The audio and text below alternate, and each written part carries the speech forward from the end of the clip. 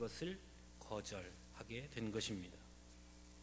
선악과 사건을 통해 하나님이 인간을 창조하신 그 목적은 훼손되었고, 그래서 결국 하나님과 우리의 사이는 멀어지게 되었으며, 그럼에도 불구하고 하나님은 그런 인간을 그저 두지 아니하시고 회복시키기 원하셨고, 그것이 바로 구원 사건인 것입니다.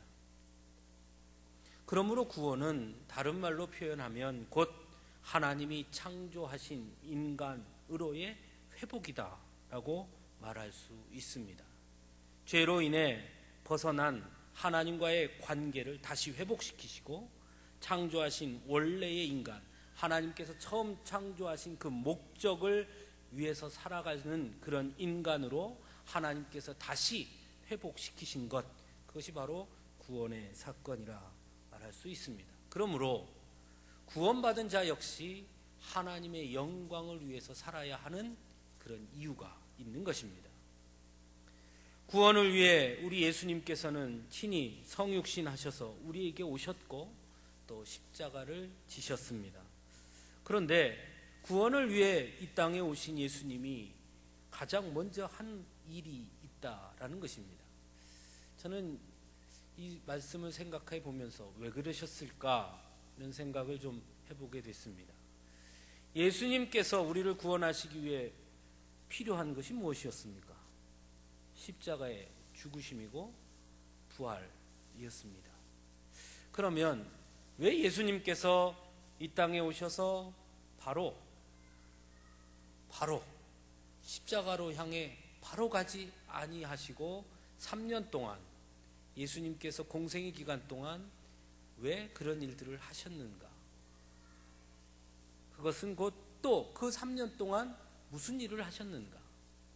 매우 중요한 곳이다 할 수 있습니다. 예수님께서 3년 공생애 동안 하신 것은 다른 것이 아니었습니다. 딱 한 가지 일이었습니다.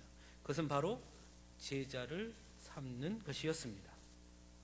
즉 구원을 이루기 위해서 이 땅에 오신 예수님께서 가장 먼저 또 가장 집중적으로 가장 중요하게 하셨던 일은 다른 것이 아니라 바로 제자를 삼는 것이었습니다. 즉 구원을 이루기 위해 오셔서 하신 그 예수님의 그 제자 삼는 일은 곧 하나님의 목적의 실체가, 인간을 구원하시려고 하는 하나님의 목적의 실체가 곧 제자를 삼는 것이었음을 우리에게 가르쳐 준다 할 수 있는 것입니다. 왜 구원하시려고 하는가? 구원을 해서 무엇을 하기 원하시는가? 곧 제자를 삼기 원하신다라는 것입니다. 그러므로 제자를 삼아 하시고자 하셨던 땅끝까지 이르러 복음을 증거함으로 모든 이들에게 그 복된 소식을 전하도록 하신 것 또한 더 많은 이들을 예수 그리스도의 제자로 삼기 원하셨던 하나님의 뜻이었다라는 것을 우리는 알 수 있습니다. 하지만 문제는 오늘날 구원받은 하나님의 자녀들이 과연 구원해 주신 하나님의 그 목적을 제대로 알고 사느냐 하는 데 있습니다. 많은 사람들은 우리가 모두 하나님의 은혜로 구원받았다라는 데에는 동의합니다. 왜 구원해 주셨는가? 우리 성도 여러분들, 하나님 여러분 구원해 주신 줄 믿으십니까? 왜요? 왜 구원해 주셨습니까? 여러분 왜 구원해 주셨습니까?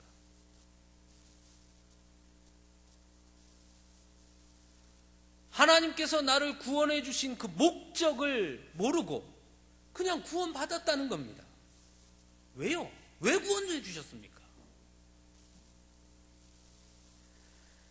마치 사람들은 하나님이 우리를 구원해 주신 것은 하나님의 전적인 사랑이고 하나님의 전적인 은혜임에는 틀림이 없습니다. 하나님이 우리를 사랑하셨고 하나님께서 우리에게 거저 주신 것만은 틀림이 없으나, 그러나 무엇 때문에 거저 주셨고 무엇 때문에 사랑하셨느냐는 것입니다. 우리를 구원해서 하나님께서 뭘 원하시느냐, 그것을 알아야 하는 것입니다. 그런데 오늘날 많은 사람들은 착각하는 것 같습니다. 하나님이 우리를 구원하는 것이 마치 이 땅에서 우리가 성공하고 우리가 풍요롭고 우리가 부자로 살게 하시기 위해서 구원해 주셨다고 착각하는 것입니다. 그러면 예수님께서 십자가에 달려 돌아가신 것이 내가 더 건강하게 살기 위해서, 내가 더 부유하게 살기 위해서, 내가 더 성공하게 살기 위해서 예수님께서 십자가에 달려 돌아가셨다라는 말이 되는 것입니다. 과연 그렇습니까? 여기에서 신앙의 왜곡과 믿음의 왜곡이 일어나는 것입니다. 분명 하나님께서 우리를 구원해 주셨습니다. 우린 그것을 압니다. 그래서 아멘 합니다. 하지만 왜 우리를 구원해 주셨느냐 하는 질문에는 답을 하지 못하는 것입니다. 그것이 왜곡되어 있습니다. 예수 믿으면 복 받습니다. 맞습니다. 그러면 예수님께서 우리에게 복을 주시기 위해서 십자가에 달려 돌아가신 것입니까? 그 복이 뭔데요? 오늘 우리가 함께 읽은 마태복음의 본문은 예수님께서 제자들을 밖으로 내어 보내시며 주신 말씀입니다. 마태복음 10장 5절 말씀에 보면 제자들 12를 내어 보내시며 예수님께서 하신 말씀임을 분명하게 기록하고 있습니다. 즉 제자들을 밖으로 내어보내시며 예수님께서는 오늘 본문을 통해서 제자로서 감당해야 할 사명, 또 제자로 산다는 것이 무엇인지 분명하게 가르쳐 주시고 있는 것입니다. 내가 너희들을 내보내는데 너희가 나의 제자인데 세상에 나가면 이러이러한 일을 겪을 것인데, 그러나 제자라면 그러한 일들을 이렇게 이겨내야 하고, 제자라면 이런 일들을 세상에 가서 해야 하고, 제자라면 그런 것들을 그 삶 속에서, 세상 속에서 이러이러한 모습으로 살아야 한다. 그 말씀을 주시는 말씀이 오늘 우리가 함께 읽은 본문인 것입니다. 예수님은 특별히 제자들에게 3가지를 말씀하십니다. 첫째는 제자로 사는 것은 두려움을 안고 살아야 한다라고 말씀합니다. 여기서 두려움이라는 말은 헬라어 원어 성경에 보면 포베테네라는 단어를 썼는데, 이 말 속에는 존경심, 경외심 이런 말이 담겨 있습니다. 즉 무서워서 떨다라는 것보다는 존경하고 경외해서 그 앞에 서면 저절로 고개가 숙여지고 그를 의지하고 그런 마음, 그것을 말합니다. 즉 제자로 산다는 것은 곧 경외심과 존경심을 가지고 살아야 한다라는 것입니다. 여기서 더 중요한 것은 그럼 누구를 존경하고 누구를 경외하느냐, 이게 문제입니다. 오늘 예수님께서는 첫 번째로 그들을 두려워하지 말라 이렇게 말씀합니다. 우리가 오늘 읽은 본문에서 보는 것보다 그 앞에 있는 말씀을 쭉 내용을 살펴보면 이런 말씀하십니다. 내가 너희를 보내는 것은 양을 이리 가운데 보내는 것과 같고, 너희가 가면 미움을 받을 것이고, 너희가 가면 세상 사람들이 너희들을 배척할 것이고 너희를 핍박할 것이나, 그러나 두려워하지 말라. 즉 예수님께서 두려워하지 말라 하는 것은 세상을 두려워하지 말라는 것입니다. 세상을 두려워하지 마라. 그럼에도 불구하고 왜 우리는 세상을 자꾸 두려워하게 되는 것일까요? 여기에 세상이 뭘까요? 아마 세상은 물질이고 권력이고 편리함이고 부유함이고 뭐 이런 것 아니겠습니까? 그런데 왜 우리가 그것을 두려워할까요? 그것을 두려워하는 것은 그것을 얻고자 하고, 그것을 얻고자 하기 때문에 또 그것에 매이게 되고, 그것에 매이다 보니까 그것이 두려워지는 것입니다.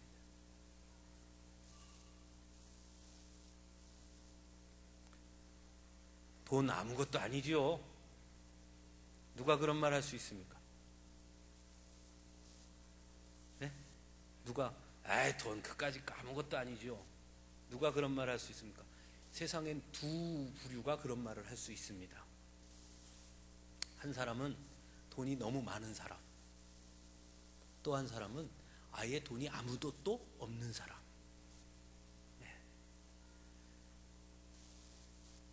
더 많은 것을 갖고자 하는 사람은 돈이 아무것도 아니라고 말하지 못합니다. 그래서 돈이 무서워집니다. 물질이 마찬가지고 권력이 마찬가지입니다. 오늘 예수님께서는 뭐라고 말씀하시냐면 그들을 바알세불이라고 말씀하십니다. 바알세불이 뭡니까? 우상이라는 뜻입니다. 즉 두려워하지 말아야 할 대상을 두려워하는 것, 그것이 곧 우상이라는 것입니다. 세상의 물질과 권력은 매우 중요한 것입니다. 돈 없이 살 수 있습니까? 목사님, 돈 없이 살 수 있습니까? 아니요. 돈이 필요합니다. 건강 없이 살 수 있습니까? 아니요. 건강이 필요합니다. 권력이 없이 살 수 있습니까? 아니요. 권력도 필요합니다. 중요한 것은 필요하다는 것입니다. 필요하다는 것입니다. 저는 요즘 우리 사회를 보면서 뭐가 잘못돼도 한참 잘못됐다, 그런 생각을 자꾸 하게 됩니다. 여러분, 우리나라가 왜 경제 대국이 되어야 하는 겁니까? 왜 잘 살아야 됩니까? 예?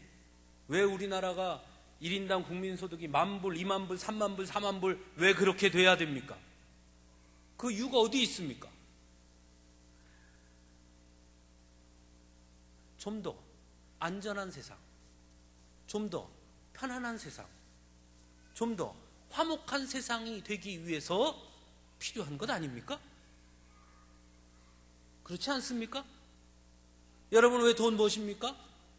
좀 더 우리 가정이 화목하기 위해서, 좀 더 안전하게 살기 위해서, 좀 더 즐겁게 살기 위해서. 그래서 여러분 돈 버시는 것 아닙니까? 그런데 10,000불, 20,000불이 되면 뭐합니까? 여객선이 침몰해도 어느 누구도 눈 깜짝 안 해서 위험한 세상이 됐는데 말입니다. 돈을 많이 벌면 뭐합니까?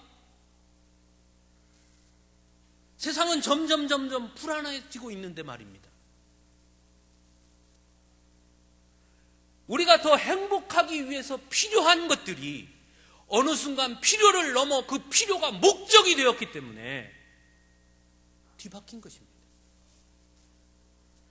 행복하기 위해서 돈을 버는 것이 아니라 돈을 벌기 위해서 사는 것이 되어버렸습니다.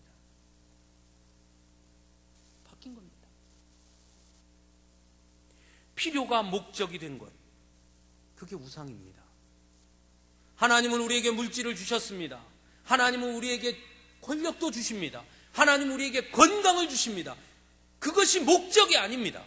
그거는 필요한 것입니다. 구원받은 것은 창조의 회복이라고 제가 말씀드렸습니다.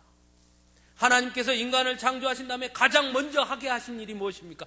세상을 다스리는 것이었습니다. 그들의 필요를 세상 속에서 얻게 하셨습니다. 우리는 다 바뀌었습니다.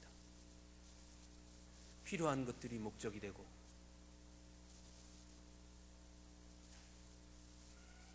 하나님이 필요가 된 겁니다. 부유하기 위해서 하나님이 필요하고, 건강하기 위해서 하나님이 필요하고, 권력을 위해서 하나님이 필요하고. 아니지요. 하나님을 더 잘, 하나님의 영광을 위해서 건강도 필요하고, 하나님의 영광을 나타내기 위해서 물질도 필요하고, 하나님의 영광을 드러내기 위해서 세상에 많은 재능도 필요하고, 힘도 필요하고. 그것이 맞는 것이지요. 다 바뀌어버렸습니다. 예수님 말씀합니다. 제자는 그런 것들을 두려워하지 않는 것이다. 제자는 두려워해야 할 분을 두려워해야 한다. 몸과 영혼을 능히 지옥에 멸하실 수 있는 이를 두려워하라. 28절에 분명하게 말씀합니다. 제자라면 하나님을 경외하고 살아라.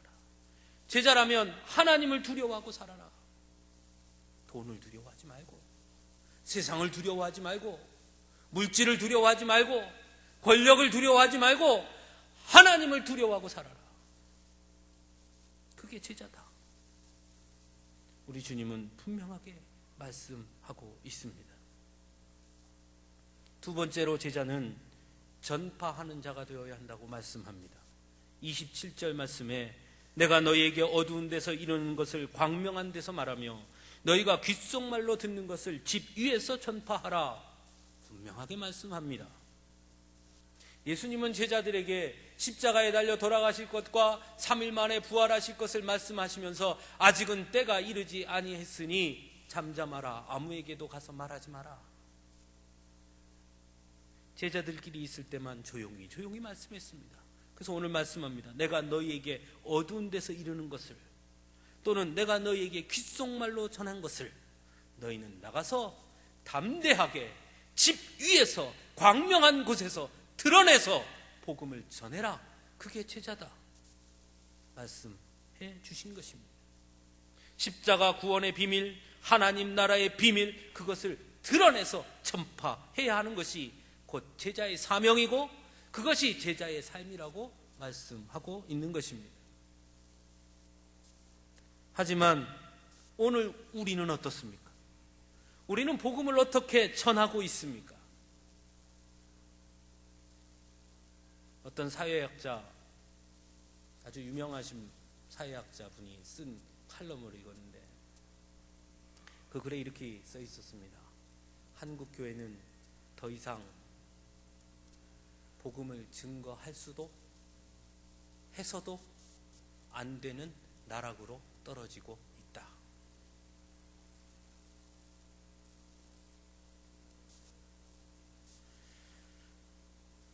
왜 우리가 복음을 떳떳하게 전하지 못할까요? 저도 이렇게 전도를 이렇게 해보려고 노력을 하는데요. 차라리 처음 보는 분한테는 말하기가 쉽습니다. 교회 나오세요. 예수 믿으세요. 아유, 우리 교회 한번 와보세요. 이렇게 전하기가 쉬운데요. 제가 제일 전하지 못하는 사람이 있습니다. 우리 옆집에 붙어 사는 사람입니다. 거기는 잘 안 나와요. 왜냐하면 복음을 전하면서 예수님 믿으면 좋습니다. 예수님이 오시면 마음이 평안해지고요. 얼마나 기쁘고 즐거운지 모릅니다. 하고 전해야 하는데 그렇게 전하면 그걸 받는 아주머니가 그런데 그 집은 왜 그렇게 맨날 시끄러워요? 이럴 것 같거든요. 그러니까 복음을 못 전하는 거예요. 우리가 전해야 하는 복음과 나의 삶이 불일치한다는 것을 누구보다 내가 먼저 잘 알기 때문에 복음을 전하지 못하는 겁니다. 맞지요? 우리 솔직하게 맞지요? 예수 믿으세요. 예수 믿으면 삽니다. 예수 믿으면 기쁩니다. 예수 믿으면 행복합니다. 예수 믿으면 마음에 평안이 있습니다. 그렇게 복음을 전해야 되는데 전하려고 하는 내가 평안이 없고 기쁨이 없고 감사가 없고 즐거움이 없고 살고 있으니 어떻게 전합니까? 세상의 권력과 물질이 아닌 하나님을 두려워하고 이 세상이 아닌 하나님 나라를 바라보며 살아야 합니다라고 전해야 하는데 그렇게 전해야 하는 나도 여전히 세상을 바라보고 살고 있고 세상의 물질을 두려워하고 있고 그렇게 살고 있으니 어떻게 복음을 전합니까?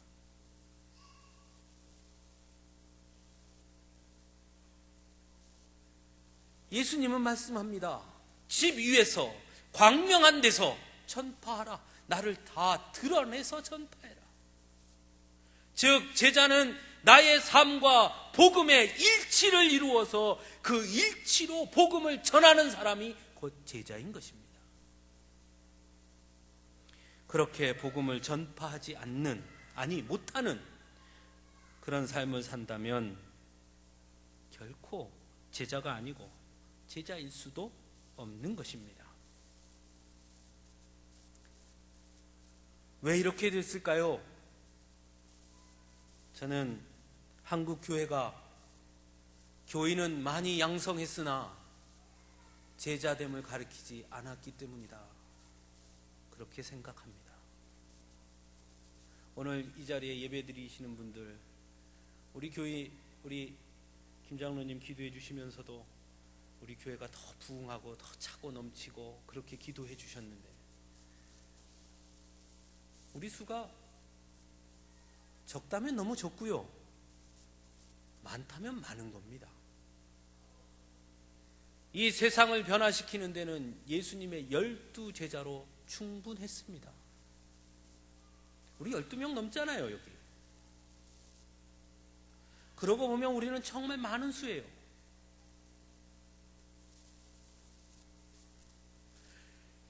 교인이 많이 늘어나는 것, 그게 중요한 게 아닙니다. 예수님께서 오병이어의 기적을 베푸실 때 거기에 모여있던 사람은 남자 장정만 5,000명이었습니다. 예수님이 오병이어의 기적을 베푸시고 다른 데로 옮기자 그 5,000명이 줄줄줄줄줄 따라다닙니다. 예수님이 가는 곳마다 많은 사람들이 예수님을 쫓아다닙니다.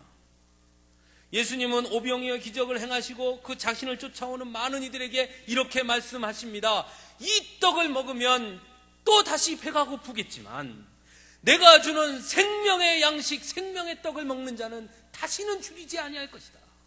그러니 이 떡을 먹지 말고, 이 떡을 보지 말고 내가 너희에게 전해주는 영생의 생명의 떡을 먹으라, 그렇게 말씀하십니다. 그러나 사람들은 거기에 관심이 없습니다. 그냥 지금 주는 그 떡에 관심이 많아서 예수님을 줄줄줄줄줄 따라다닙니다. 성경은 그들을 가리켜 무리다 이렇게 말합니다. 제자라 말씀하지 않습니다. 예수님은 마지막 심판 때 이렇게 말씀하십니다. 나더러 주여 주여 하는 자마다 다 하나님 나라에 갈 것이 아니라 내 이름을 부른다고 해서, 내 이름으로 능력을 행했다고 해서 내게 와서 말하지만 나는 그들을 알지 못한다. 제자가 아니면 예수님은 그들을 모른다 하시는 것입니다. 오늘날 한국 교회는 오병이어의 기적을 바라보며 먹을 것을 얻기 위해 쫓아다니던 무리들은 너무나 많이 있으나 진정한 제자가 없다라는 것입니다.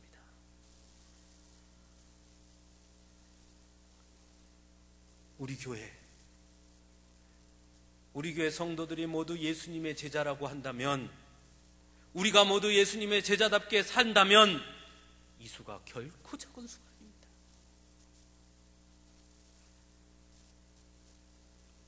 제자는 복음을 전파하는 삶을 살아야 합니다. 세 번째는 조금 무서운 말씀인데요, 제자는 싸우는 사람들입니다. 오늘 본문 34절에 내가 세상에 화평을 주러 온 줄로 생각하지 말라, 화평이 아니요 검을 주러 왔노라. 너무 무서운 말씀이죠.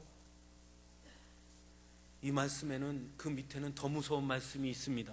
내가 온 것은 사람이 그 아버지와 딸이 아버지와 아들이 딸이 어머니와 며느리가 시어머니와 불화하게 하려 함이니 사람의 원수가 자기 집안 식구니라. 아버지나 어머니를 나보다 더 사랑하는 자는 내게 합당하지 아니하고 아들이나 딸을 나보다 더 사랑하는 자도 내게 합당하지 아니하다. 왜 예수님께서 이렇게 무서운 말씀을 하셨을까요? 아니, 예수님 그러면 집안이 맨날 화목하지 않고 맨날 불화가 있고 싸움박질을 하고 그래야 된단 말씀입니까? 그 뜻이 아닙니다. 제자는 복음에 있어서만큼은 세상과 적당히 타협하는 자들이 아니라는 것입니다. 좋은 게 좋은 거라는 식의 삶이 아니라는 것입니다. 화평이라는 말로 비겁해지는 삶 또한 아닌 것입니다. 제자는 싸우는 사람입니다. 복음을 들고 맞서 싸우는 사람, 적당히 살자 하는 사람들과 싸우는 사람, 세상의 관계로 적당히 타협하자 할 때 아니요 하는 사람,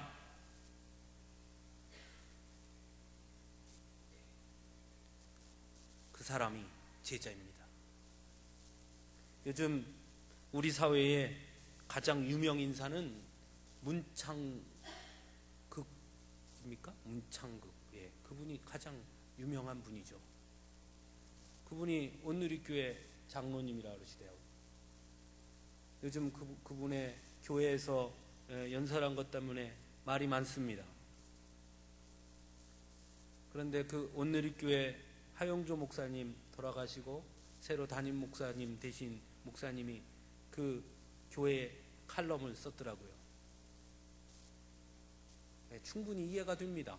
자기네 교회 장로님이니까 어떻게 하든 두둔하고 싶고 어떻게 하든 방어하고 싶은 거 충분히 이해합니다마는 그건 아니지요. 틀린 것은 틀린 것이지요. 우리 교회 장로님이니까 잘못했어도 감싸줘야 되는 겁니까? 그걸 이야기하는 겁니다. 복음에는 양보가 없습니다. 제가 아는 어떤 분은 어느 교회 아주 훌륭하신 장로님입니다. 그 딸이 신천지에 빠졌습니다. 제가 그 딸이 신천지에 빠졌다는 걸 알게 됐습니다. 그래서 그 교회 장로님에게 전화를 드렸습니다. 장로님 따님이 신천지에 깊이 빠져 있습니다. 본인만 빠진 것이 아니라 다른 아이들을 계속 지금 포섭하고 다닙니다. 장로님 아셔야 됩니다. 그러자 저에게 벌컥 화를 냈습니다. 우리 애는 그럴 애가 아닙니다. 목사님 똑바로 알고 이야기하십시오. 그래서 제가 말했습니다. 똑바로 알고 얘기하는 겁니다. 증거도 있습니다. 만나면 증거를 보여드릴 수도 있습니다. 절대 아닙니다. 극구 부인하시는 거예요.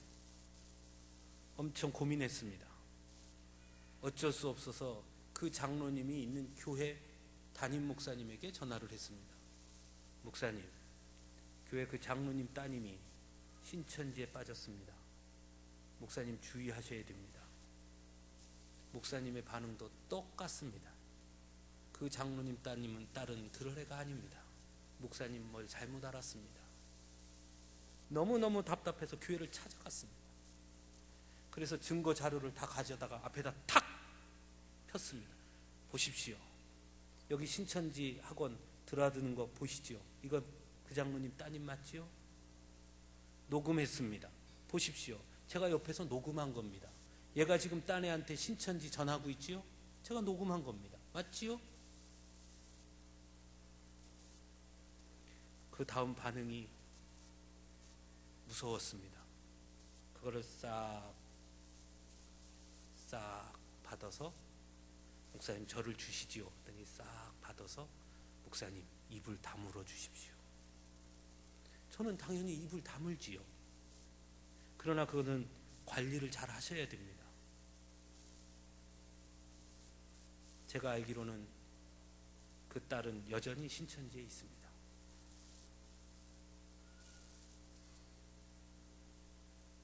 왜요? 우리 교회 장로님이니까요? 내가 잘 아는 분이니까요? 아니라는 겁니다. 싸워야 합니다. 거짓과 싸워야 하고 잘못된 가치와 싸워야 하고 복음을 훼손하는 일에는 싸워야 합니다. 타협하지 말아야 하는 것입니다.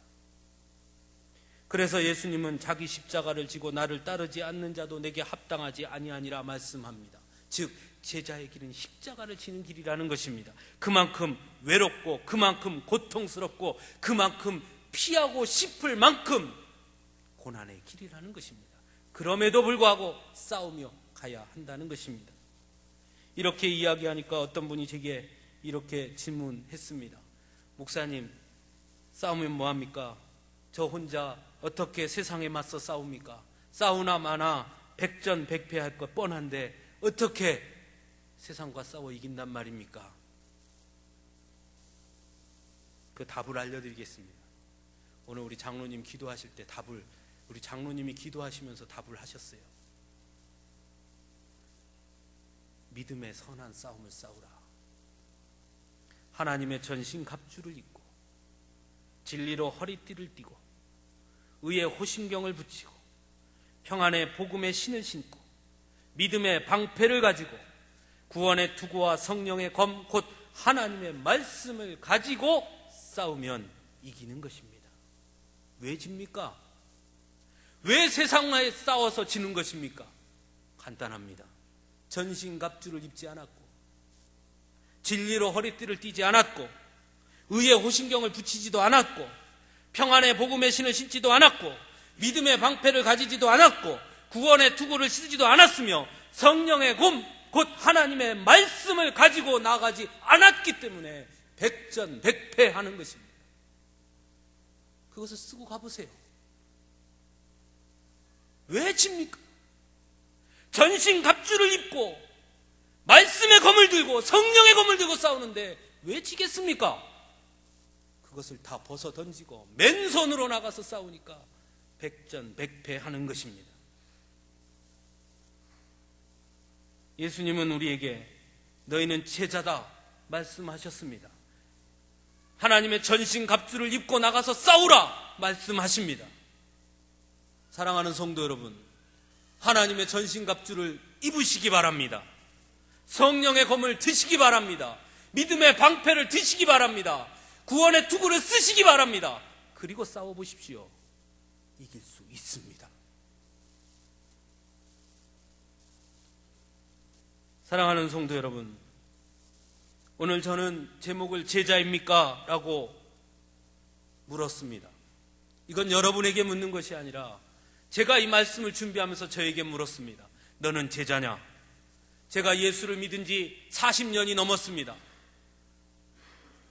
무엇인가에 40년 동안 온 힘을 기울였다면 아무리 흉내내지 않으려고 하더라도 저절로 그 흉내가 날 것입니다. 부부는 닮는다고 하지요. 오래 살다 보면 얼굴 표정이 닮아집니다. 왜 그렇습니까? 같이 붙어 있으니까 그렇습니다. 40년 동안 예수님을 따랐다면 적어도 가만히 있어도 제 몸 어디에선가 예수님의 향기가 나든지 예수님의 말투가 드러나든지 예수님의 얼굴 표정이 나타나든지 예수님의 모습이 나타나야 하는 것 아니겠습니까?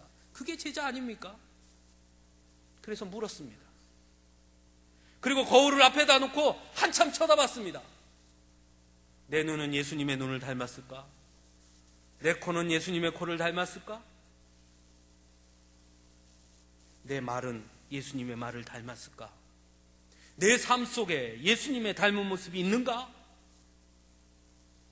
나는 40년 동안 교인으로 살지 않았나?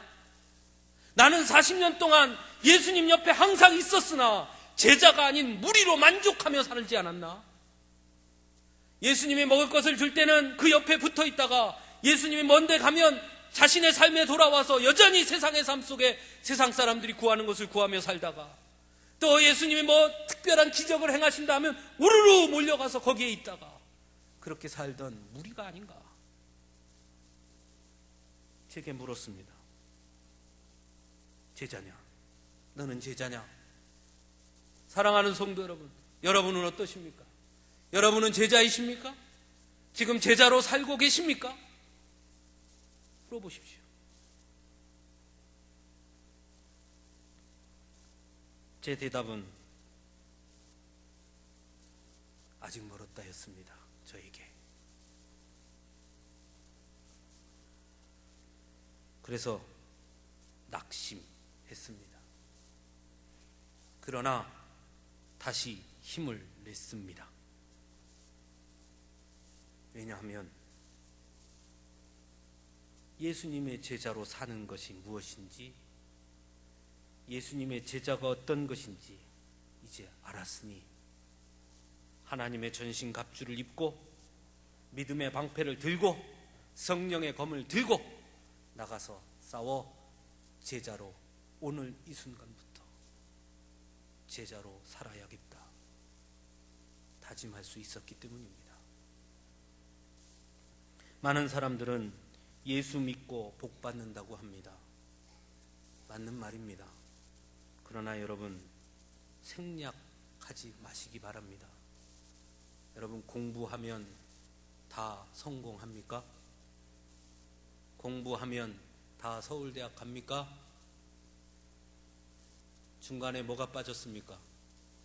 공부를 죽자 살자 하면, 공부를 열심히 하면, 공부를 죽기로 살기로 공부하면, 그러면 서울대학 갈 수 있는 거지요. 죽기 살기로를 빼고 공부하면 다 서울대 갑니까? 아닙니다. 예수 믿으면 복 받습니다. 맞는 말씀입니다. 중간권 생략하지 마십시오. 중간에 이게 더 중요합니다. 예수를 믿고 제자됨을 알고 제자로 살아서 하나님의 영광을 이루며 살면 복 받는 것입니다. 그 가운데가 더 중요합니다.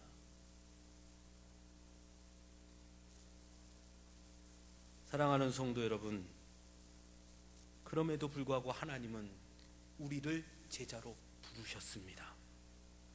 우리를 제자 삼기 위해 우리를 구원해 주셨습니다. 우리의 능력, 우리의 힘으로 살으라 하셨으면 우리는 다 실패할 것입니다. 하지만 하나님은 우리에게 전신갑주도 주셨고 투구도 주셨고 방패도 주셨고 검도 주셨습니다. 세상이 찔러도 찔리지 않을 든든한 갑옷을 주셨고, 세상의 공격을 막을 수 있는 방패도 주셨고, 세상과 싸워 이길 수 있는 절대 부러지지 않을 강력한 칼도 주셨습니다. 그것만 붙잡으면 우리도 제자답게 살 수 있습니다. 그래서 하나님의 영광을 이루게 될 것입니다. 그래서 하나님께서 우리에게 약속하신 축복을 받게 될 것입니다. 그래서 우리가 감사한 것입니다. 이 자리에 있는 우리 성도 여러분들이 모두 예수님의 제자가 되어서 그 축복을 받아 누릴 수 있기를 간절히 바랍니다. 담대하게 나가 싸워 이기실 수 있기를 바랍니다. 세상을 두려워하지 마시고 세상을 쫓아다니지 마시고 하나님을 바라보며 하나님이 우리를 구원해 주신 그 목적을 깨닫고 제자로 부름받았다는 사실을 분명하게 인식하고 제자로 살아 하나님께 영광이요 우리에게 큰 기쁨이 될 수 있기를 간절히 바랍니다. 기도하겠습니다.